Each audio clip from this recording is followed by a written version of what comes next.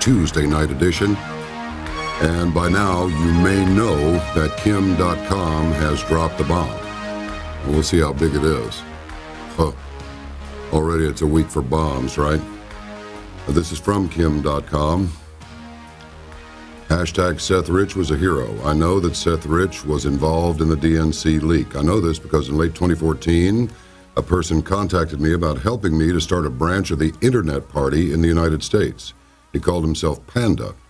I now know that Panda was Seth Rich. Panda advised me that he was working on voter analytics tools and other technologies that the Internet Party may find helpful. I communicated with Panda on a number of topics, including corruption and the influence of corporate money in politics. He wanted to change that from the inside. I was referring to what I knew when I did an interview with Bloomberg in New Zealand in May 2015. In that interview, I hinted that Julian Assange and WikiLeaks could release information about Hillary Clinton in the upcoming election. The Rich family has reached out to me to ask that I be sensitive to their loss in my public comments. That request is entirely reasonable.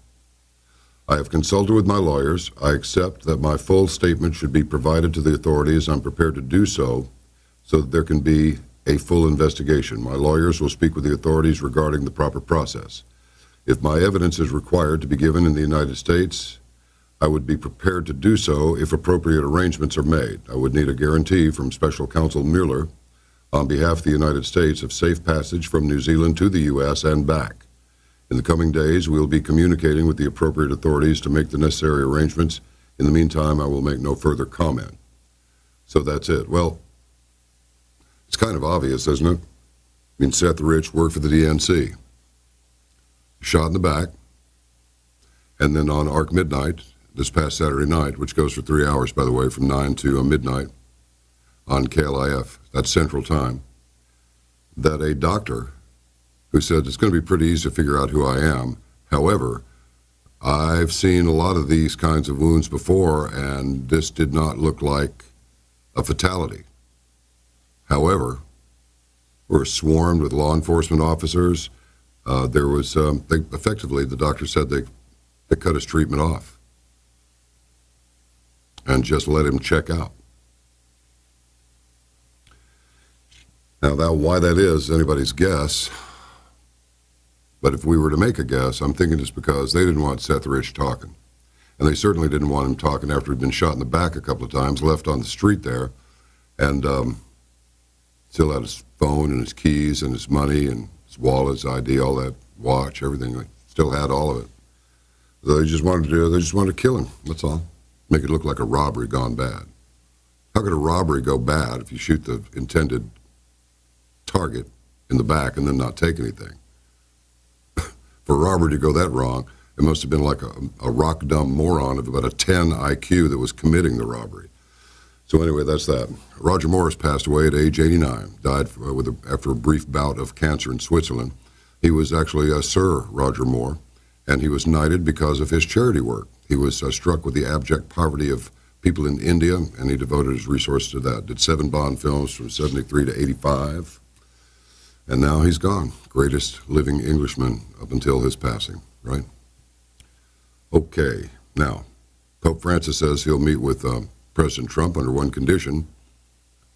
I suppose the condition is going to be, so he won't appear totally hypocritical, since he's so against the border wall, he'll only meet with Trump on the outside of the Vatican wall. I'm making this up, but I'm guessing that's the condition, because he doesn't think it's Christian to build a wall.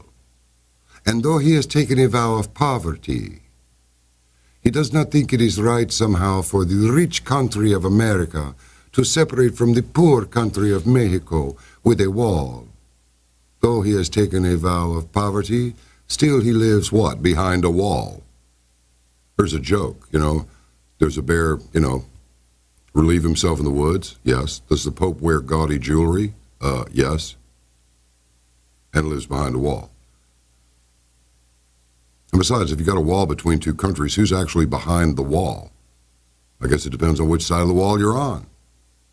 President Trump is the only one to see 3 different, top-level state officials, 3 different religions, in 3 countries on one trip. Never been done before. So let's see if that's actually going to happen. Pending, of course, the Pope's one condition being met, which we don't really know what that is. Bitcoin is, this is ridiculous. This is really something. Do you know that damn thing is at $2,278.23? Well, just the other week it went through 15, it was 16, and then it busted through 2,000. Today it's 2,278.23. Ridiculous. I'm wondering if it's like too late to get in on that action. It probably is, but you never know. But what does that tell us? It tells me, at least, subject to changing my mind if I'm shown to be wrong, of course, but it sounds like the fiat currency thing is about at the end of its rope, because, yes, it's true, money is an agreement to exchange goods or services, but it's also something else, and that is it's a social compact. And we see the way that currencies are manipulated around the world. There's nothing particularly social about that social compact, is there? So we'll just see. Now, as you know, Manchester Arena sustained a pretty serious attack. 22 people dead on the 22nd of May by a 22-year-old. Now, that's what I call a hell of a coincidence. Orchestrated by, well,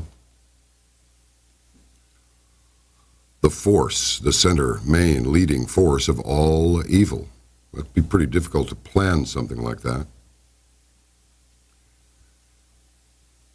There's something.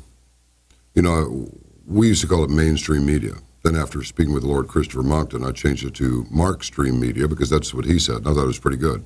But I have decided I'm going to change it again. You ready? How about Ministry of Smoke and Mirrors? Because that's what these people do. Let me give you an idea. All right. Now, this is from Bloomberg. Now, this goes back, I realize that people are going, really? All the way back to like 2004? Okay, well, let's not deal with 2004. And February 14, 2015? Let's just talk about since last year. March 22nd, 2016, suicide attacks on the Brussels airport and subway killed 32, injure hundreds. Perpetrators have been closely linked to the group that carried out earlier attacks in Paris. July 14, 2016, a truck driver targets Bastille Day revelers in Nice, killing 86. December 19, 2016, a hijacked truck plows through a Christmas market in Berlin, killing 12. March 22nd of this year, a man drives his rented SUV into pedestrians at London's Westminster Bridge, killing 4 people. The attacker then stabbed a police officer to death.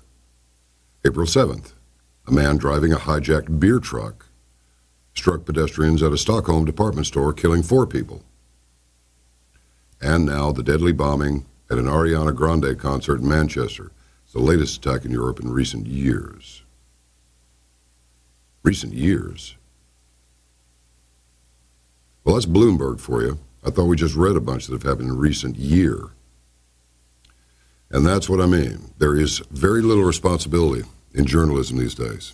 By the way, mirror.co.uk, beautiful Safi Rose Russo, 8 years old, confirmed dead after Manchester Arena terror attack after parents issued a desperate appeal. She was at the concert with her older sister. She's dead now, 8 years old. Now,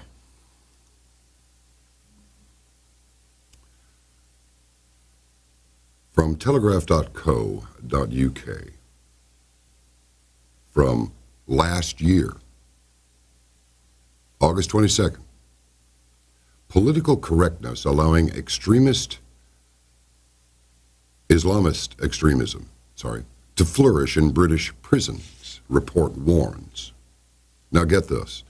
A review into Islamist extremism in the British justice system has found that cultural sensitivity toward Muslim prisoners is preventing staff challenging unacceptable extremist behavior and views. Now get that. cultural sensitivity toward Muslim prisoners is preventing staff challenging unacceptable extremist behavior and views. The report by Ian Atchison, a former prison governor, warns that supervising staff are being pressured, quotes around the word, to leave prayer rooms during collective worship. Islamist prisoners are also attempting to prevent searches by claiming dress is religious, and are also getting access to extremist literature that's available in chaplaincy libraries or from individual prisoners. Mr. Atchison's report concluded that extremists are exploiting staff fear of being labeled a racist. It also warned that charismatic extremists are acting as self-styled emirs and exerting a controlling and radicalizing influence of the wider Muslim prison population. The governor has said that it will implement a number of the report's recommendations. Liz Truss, the Justice Secretary, announced that the most dangerous extremists will be locked up in isolated high-security prisons within prisons to prevent them from radicalizing other inmates, otherwise known as the lowest form of scum on the face of the earth. I added that for emphasis. She's announced that governors and prison officers will be given new training to prevent influential extremist prisoners exerting control and radicalizing others. Okay, yeah, we get it, okay? Frontline prison officers will be supported by a new directorate for security, order, and counterterrorism, responsible for monitoring and dealing with extremists behind bars. Well, that's fine. Now, let's go to this one. What's the date of this one? Oh, I'll save that for the end. Why did British police ignore Pakistani gangs abusing 1,400 Rotherham children? Political correctness. Roger Scruton, contributor to Forbes.com. A story of rampant child abuse ignored and abetted by the police is emerging out of the British town of Rotherham. Until now, its scale and scope would have been inconceivable in a civilized country. Its origins, however, lie in something quite ordinary. What one Labour MP called not wanting to rock the multicultural community boat. Imagine the following case. A 14-year-old girl is taken into care by the social services unit of the town where she lives because her parents are drug addicted and she has been neglected and is not turning up in school. She's one of many. For that's the way in Britain today, and local government entities, councils, can be ordered by the courts to stand in for parents of neglected children. The council places the girl in a home where she is kept with others under supervision from the social services department. The home is regularly visited by young men who try to entice the girls into their cars so as to give them drugs and alcohol and then coerce them into sex. The girl, who is lonely and uncared for, meets a man outside the home who promises a trip to the cinema and a party with children of her age. She falls into the trap. After she's been raped by a group of 5 men, she's told that if she says a word to anyone, she'll be taken from the home and beaten. When, after the episode is repeated, she threatens to go to the police, she is taken into the countryside, doused in petrol, and told that she's going to be set alight unless she promises to tell no one of the ordeal. Meanwhile, she must accept weekly abuse in return for drugs and alcohol. Soon she finds herself being taken to other towns in the area and hired out for sexual purposes to other men. Oh, she's distraught and depressed, and at the point where she can stand it no longer, so she goes to the cops. She can only stutter a few words, can't bring herself to accuse anyone in particular. Her complaint is dismissed on the grounds that any sex involved must have been consensual. Social worker in charge of her case listens to her complaint but tells her that she cannot act unless the girl identifies her abusers. But when the girl describes them, the social worker switches off with a shrug and says she can do nothing. Her father, his drug habit notwithstanding, has tried to keep contact with his daughter and suspects what's happening, but when he goes to the cops, he's arrested for obstruction and charged with wasting police time. Over the 2 years of her ordeal, the girl makes several attempts on her own life and eventually ends up abandoned and homeless without an education and with no prospects of a normal life. Impossible, you will say, that such a thing could happen in Britain. In fact, it's only one of over 1,400 cases, all arising during the course of the last 15 years in the South Yorkshire town of Rotherham, all involving vulnerable girls either in council care or inadequately protected by their families from gangs of sexual predators. Almost no arrests have been made. No social workers or police officers have been reprimanded, and until recently, the matter was dismissed by all those responsible as a matter of no real significance. Increasing public awareness of the problem, however, led to complaints, triggering a series of official reports. The latest report from Professor Alexis Jay, former Chief Inspector of Social Work in Scotland, gives the truth for the first time in 153 disturbing pages. One fact stands out above all the horrors detailed in the document, which is that the girl victims were white and their abusers Pakistani.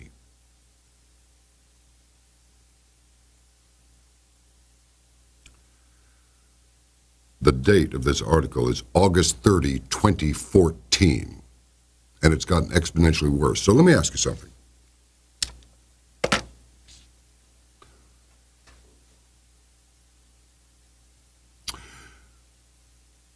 Do you know that rape really has nothing to do with sex, per se? Sex is merely the avenue through which the abuse comes. Rape is not some sensual, erotic experience. It's brutal. It's as brutal as a beating, as a ruthless beating. Do you know anyone who's been raped?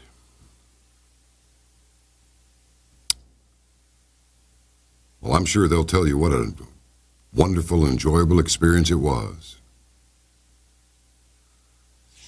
Look, these Marxists, these social justice warriors, leftists, progressives, largely in this country, Democrats. This is the opinion section of the news segment. These people were born scumbags because their parents were scumbags and are still scumbags if they're still alive.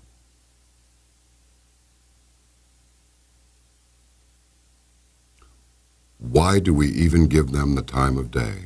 Why does the Ministry of Smoke and Mirrors give them so much airtime? Why are there so many scumbags in the Ministry of Smoke and Mirrors? Why is this happening? Why can we not just send these people who are members of an incompatible culture the hell out of this country and simply not let them return, ever? Why do we permit all of these people to return, pick up their checks that the taxpayers provide? Deportation after deportation after deportation after deportation. We're going to speak with an interesting man named Dave Gibson. And his website is Illegal Alien Crime Report. And here are just a few of the items on his page. IllegalAlienCrimeReport.com. He's ex-law enforcement, and he's written a book entitled, where are my notes? Here they are. Replacing Americans, the Deadly Consequences of an Open Border with Mexico. And we'll go into the misogynistic culture of Mexico. You may not know, but the age for sexual consent in Mexico is 12. Drug cartels, growing pot in the national parks, stuff like that. Now, from his website, Illegal Alien responsible for thousands of dollars worth of graffiti damage. 103 counts of criminal mischief. Illegal Alien raped 14-year-old girl in North Carolina. He's going to jail for about 12 years. 11-time deported Mexican child sex trafficker caught in Arizona. 11-time deportee. Habitual drunk driver has been deported 7 times. Governor of Colorado pardons armed robber to save him from deportation. And that story, the drunk that's been deported 7 times, the 11-time Mexican child sex trafficker caught in Arizona, the illegal alien raped 14-year-old girl in North Carolina, and the illegal alien responsible for thousands of dollars worth of graffiti damage. That's from May. That's just 2 days worth of posts. That's May 22nd and 23rd, and that's all. So why is it that we have to be so damn sensitive? And why do the police? Why are they so afraid of being labeled racists? You know, racist simply means you want to protect your land, your people, your traditions, and your religion. So many Americans don't have a religion. Now, the leftists, the Marxists, that is their religion. It's just not a recognized religion, but it is a religion. It's a cult. Christians are marginalized, criticized, ridiculed, and everything else. But any freak, we have to be inclusive of every freak, every no-good SOB that just wants to get what we have. We must open arms style greet them when they sneak across the border. And the Pope thinks that it's not Christian to have a wall. Well, there's a big difference between Catholicism and Christianity, in my opinion. I'm sure I'll get some blowback for that. So what? I get a lot of blowback anyway. I'm not really worried about it. Check it out. You'll find out that it's true. This woman went crazy and said, I was a caravaner, but I'm not anymore because you say that you know, we worship icons and so forth. Well, I don't recall reading in the Bible anywhere that you prayed to Jesus' mother. Don't remember seeing that anywhere in the Bible. Just saying. I don't remember reading anything in the Bible that suggested that I have to go to a priest and confess everything that I've done wrong. So that by the time that particular church and that particular priest has listened to a couple of years' worth of stuff, he's got all the dirt on everybody in the community. All of it. What's he do with that dirt? I don't know. I think the best policy is just quit talking. And in the meantime, the next populist uprising is going to be against the tech companies because Apple, for example, Apple is worth more than the entire GDP of Chicago. So that's next. So while we worry about our money, we should be worrying about who's coming over the metaphorical wall. You know, I think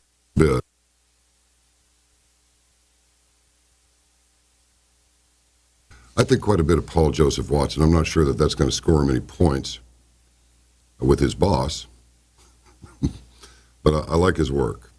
I like his work quite a bit.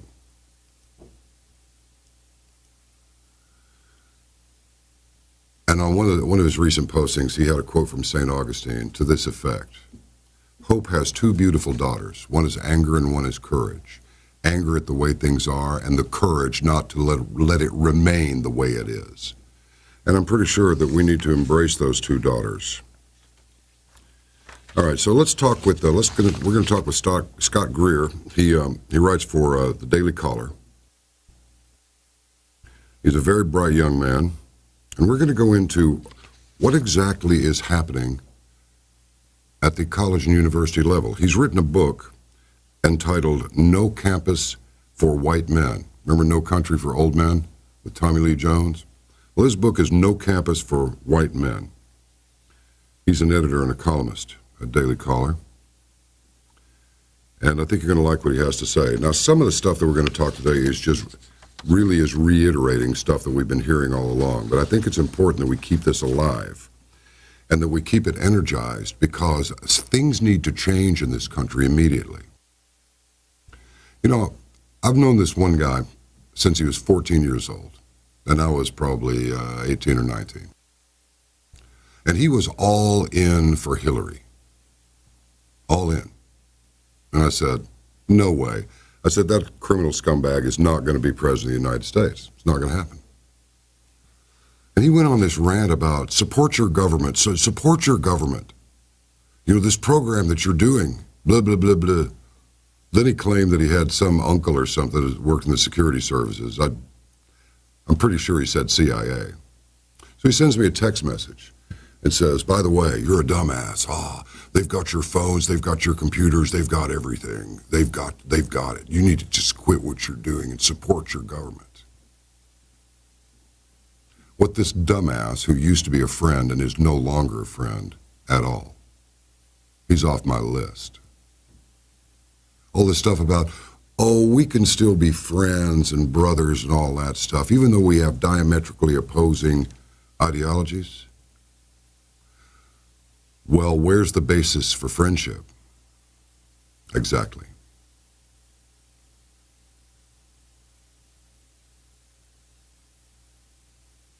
This guy is such a coward. He has not returned a call, answered a call, or even returned so much as a text because he's scared of Caravan to midnight. Well, good riddance, I say. Because what my former friend does not realize is that I do support my government. I support my people. The people of this country are the government, not these pukes that walk around like they've been endowed by God himself with some mystical power to understand and control and guide everything properly. They're a bunch of prostitutes in most cases. There are some good people in government, some very good people. And they come on the program frequently to complain about how screwed up the apparatus is. Those are the people who deserve to be in positions of authority. I do support my government. You are my government. Are we on the same page here?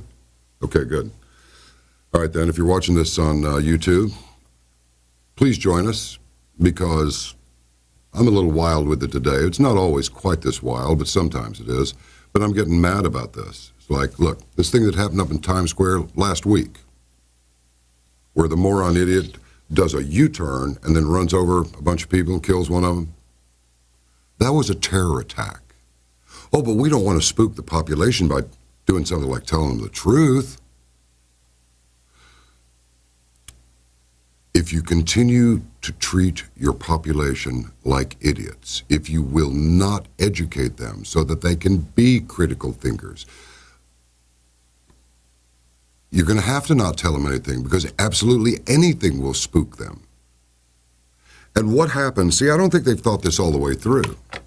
Much like this big broadcasting concern that decided to buy absolutely everything. Because their mentality was, okay, we got the cowboy station, the urban station, the rock and roll station. Right now, country's kind of hot, but, you know, we give it about another year, and then after that, urban is kind of coming on strong. I know. And it's going to throw us off of our dominance as the rock and roll station. But I know what we can do. Let's buy all three stations. That way we'll just be competing with ourselves. And what these dumbasses apparently overlooked was that, so you've got one or two assets and all the rest of the stations in your cluster, those are all liabilities. You have thought about the possibility that you're going to eat all of the losses from the losing stations, which will pretty much negate the profit from your popular stations, or we'll just cut costs. Well, that'll make it even worse. So then you're going to have three stations that'll be successful for a while, but then what happens when urban drops off? Urban numbers are always really high, except they don't make any money. That's why they're probably not going to make it to the end of the year, according to Market Watch. And that's the same thing that's happening with the population and the education level. What we'll do is we'll manage the entire population. Now, 90% are clueless. 10% have a clue, but only 1% will really be able to, make it big, as the expression goes. And what we'll do is we'll just keep the population in the dark, and we'll just keep we'll keep the great largesse for ourselves, the 1%. The longer that you keep a huge population ignorant, the more emotional they become. And when they become emotional enough, they will storm your ivory towers and tear them to the ground along with your Alpha Sierra Sierra. But they don't get it. That's why, if we are in fact, and we are, a government of, by, and for the people, not for the people in the rah-rah, it's responsible to us. We're responsible to each other. And it starts with being responsible to ourselves. If that's the way it's to be, and if that's the way it was designed, and it worked pretty well for a while, then we're going to have to take the action that so far, other than our votes, and you see what happened after Mr. Trump went in, it's just one assault after another, trying to keep him from doing anything. Well, he is a businessman, and he is moving forward. I think he's accomplishing some great things. Do I think he's Jesus? No, he's Donald Trump. He's not Jesus. Do I think that he's undone a lot of really stupid things that have been put in place before he came to office? Stuff done by Obama, stuff done by George W. Bush, George H.W. Bush, Bill Clinton. He is undoing that. He's planning on saving $300 and some odd billion by cutting the government down to size. The government's the biggest employer in the whole country. How does your post office work? Oh, it's a private corporation now. Yeah, sure it is. But it'll be a federal charge if you pull your pistol out in one of them. So how does that work? A lot of times what crooks in business do is they just go, okay, they do the same thing that happened in Goodfellas. You take over this business, you strip off all the profit, you burn it down, and you start up your business again. Same crooks, different name of company. That's what they do. And that's the kind of rotation that's going on in Washington, D.C. That's why the parties look so much alike. However, the Democrats appear to be completely insane, and a lot of it is due to the influence of the Clintons. So what a charismatic couple they were. Not so much anymore. Bill looks like a specimen in some sort of a disease lab. He looks like a specimen in one of the glass jars now, and Hillary doesn't look much better. So they're moving off the main sequence. And I predict there's going to be some serious blowback for the crimes they have undoubtedly committed. Now, you've heard Larry Nichols come on the program and talk about how he was Mr. Fix-It for them for a long time. He's even said that he took people not just down, but out on orders of the Clintons. Vince Foster didn't make it. Seth Rich didn't make it. Many, many others didn't make it. So what are we going to do? Are we going to be a part of a criminal syndicate? Or are we going to call on those two daughters, the two daughters of hope, anger and courage, anger over the way things are, and the courage to not let it continue. Did I mention, if you're listening to this on YouTube, we'd love to have you join us. It's the Caravanners who make this program possible. They make this program possible, and they make the terrestrial radio adjunct, Arc Midnight, on Saturday nights. They make that possible, too. Okay? We are a family. We are growing, I'm not going to say exponentially, but I'm going to say triple in the last year. And the more members we have, the more we can act as a force for positive change, not just change for change's sake, not change and go in a direction where that sounds really good, but stuff that actually works. And as time goes by, our influence will spread. There are so many good people in government, in the security services, in the banks, in politics, many, many good people, but they are slightly outnumbered. How do we fix that? Very easy. Push some of the rats out so that some good people can come in. It is possible to save this, but it's not going to save itself. because the itself is us. We have to do it. Not them, not the mystical them. It's us. We have to do it. What else are we doing that's as important, let alone more? Stand by.